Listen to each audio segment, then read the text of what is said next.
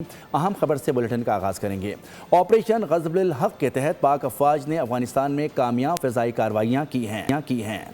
Security ذرائع کے مطابق 16 مارچ کی شب کابل اور ننگرہار میں افغان طالبان کی فوجی تنصیبات کو مؤثر انداز میں نشانہ بنایا گیا۔ کابل میں 2 مقامات پر ٹیکنیکل سپورٹ انفراسٹرکچر اور ایمونیشن اسٹوریج کو تباہ کیا گیا، جبکہ ننگرہار میں بھی 4 مختلف مقامات پر ملٹری تنصیبات کو نشانہ بنایا گیا۔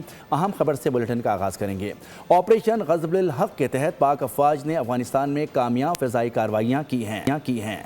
سیکیورٹی ذرائع کے مطابق 16 مارچ کی شب کابل اور ننگرہار میں افغان طالبان کی فوجی تنصیبات کو مؤثر انداز میں نشانہ بنایا گیا۔ کابل میں 2 مقامات پر ٹیکنیکل سپورٹ انفراسٹرکچر اور ایمونیشن اسٹوریج کو تباہ کیا گیا، جبکہ ننگرہار میں بھی 4 مختلف مقامات پر ملٹری تنصیبات کو نشانہ بنایا گیا۔ اہم خبر سے بلیٹن کا آغاز کریں گے۔ آپریشن غزب الحق کے تحت پاک افواج نے افغانستان میں کامیاب فضائی کارروائیاں کی ہیں۔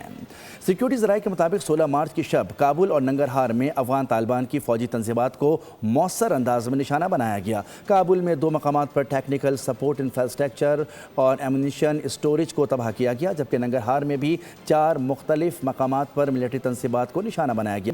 اہم خبر سے بلیٹن کا آغاز کریں گے۔ آپریشن غزب الحق کے تحت پاک افواج نے افغانستان میں کامیاب فضائی کارروائیاں کی ہیں۔